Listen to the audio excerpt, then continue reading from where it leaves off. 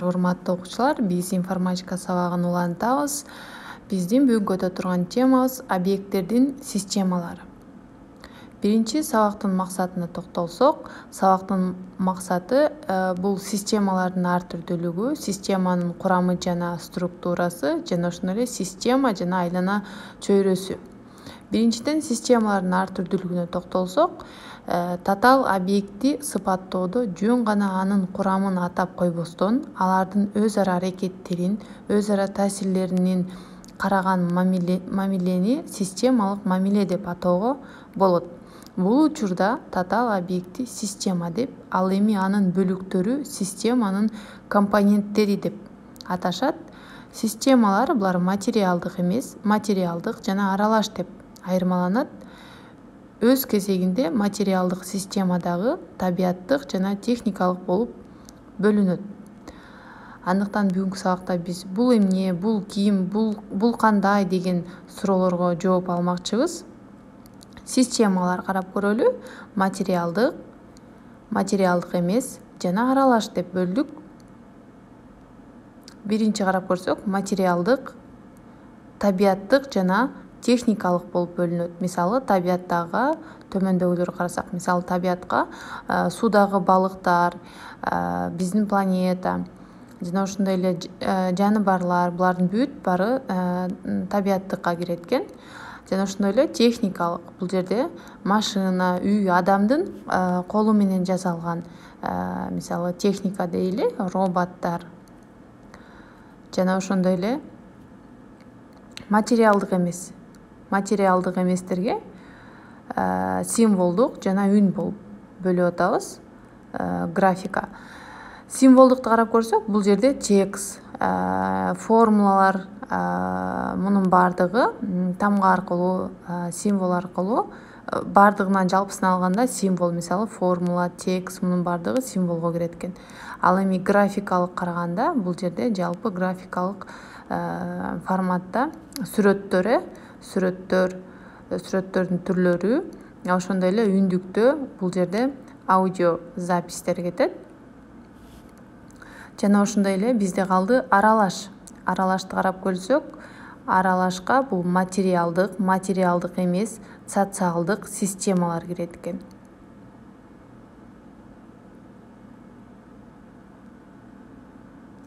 Андан кийин системанын курамы жана структурасын карап көрсөк, бирдей эле элементтер өз ара байланышка жараша касиеттери боюнча айырмаланган башка системаларды түзүлүшү мүмкүн дейт.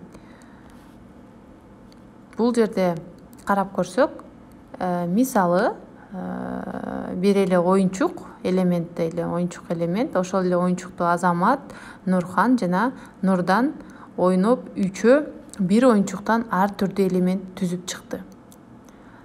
Мисалды түшүнсөк, дагы бир мисал карап көрөлү. Бирдей эле азыктардын жыйындысынан, мисалы, бул жерде турат эт, капуста, картошка, пияз, сабиз, томаттан биз ар түрдүү тамак жасай алабыз. Ошондой эле сыяктуу булар дагы ар түрдүү элемент болуп эсептелинет. Структура системаны түзүп турган элементтердин биригүү тартиби.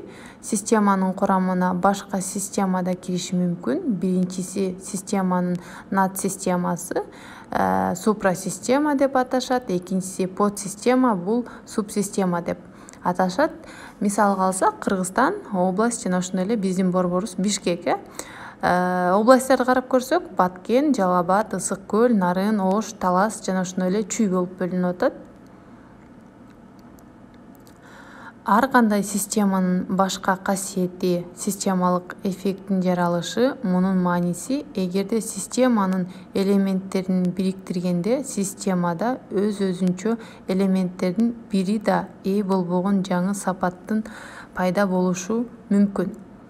Мисал карап көрсөк, самолетту карап чыгалы. Бул жерде самолеттун бөлүктөрү дейли, ар кандай бөлүктөрдөн биригип келип, бизде бир элемент түзүлүп жатат. Карасак, мисалы, ичиндеги ар бир бөлүгү, мунун ар бир отургучунан бери моторго чейинки бөлүк болуп эсептелинет дагы. Ошол бөлүктөр биригип келип, бир элемент самолетту түзүп жатышат.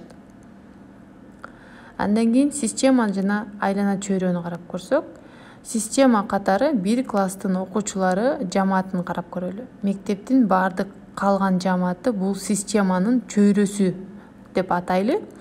Бир класстын окуучулары жана ошондой эле мектептин баардык калган жамааты. Чөйрөнүн системага тийгизген таасири системанын кирүүсү, ал эми системанын чөйрөгө тийгизген таасири бул системанын чыгуусу деп атасак болот экен. Мисалы, даракты айлана чөйрөдөн бөлүп, тамырдан, өзөктөн, бутактан, жалбырактан турган бир система катары караса болот. Бул системаны кирүүсүн карасак, мисалы, суу, күндүн нуру, көмүр кычкыл газы, минералдык заттар жана башкалар дейли. Ал эми чыгуусу кычкылтек, дарактын көлөкөсү, жыгач жана жаш бутактар. Ошондой эле система бул өз ара байланышкан бир бүтүн нерсе. Системанын түзүүчү бөлүктөрү анын элементтери деп аталат. Структура системанын түзүүчү элементтеринин биригүү тартиби. Системанын курамы жана структурасы курамдык системанын жардамы менен сыпатталат.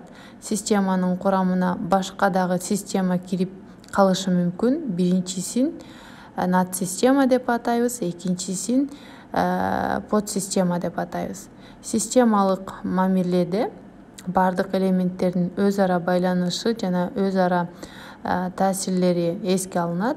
Ар кандай система анын бир дагы элементтери ээ болбогон жана сапка өтө ала тургандыгы системалык эффект касиети деп айтсак болот. Система жана чөйрөсү өз ара байланышта болот. Чөйрөнүн системага тийгизген таасири системанын кирүүсү деп аталат. Ал эми системанын чөйрөгө таасири берилиши чыгуусу деп аталат. Көпчүлүк учурда адам аракеттенген система ичинен кандайча уюштурулганын билбейт. Адамга системанын кирүүдөгү белгилүү таасирлери чыгууда кандай жыйынтыкка алып келерин билиши өзгөчө маанилүү болуп саналат. Мындай учурда система кара үкөк катары каралат деп айтылат. Анда эмесе окуучулар, бул жерде төмөндөгү суроолор жана тапшырмалар деген суроолорго жооп берип, тетрадьтарыбызга конспекттеп жазабыз. Андан кийин тапшырманы мага жөнөтөсүңөр. Анда эмесе биздин сабагыбыз ушу менен аяктады. Эмки сабакта жолукканча сак саламатта калгыла.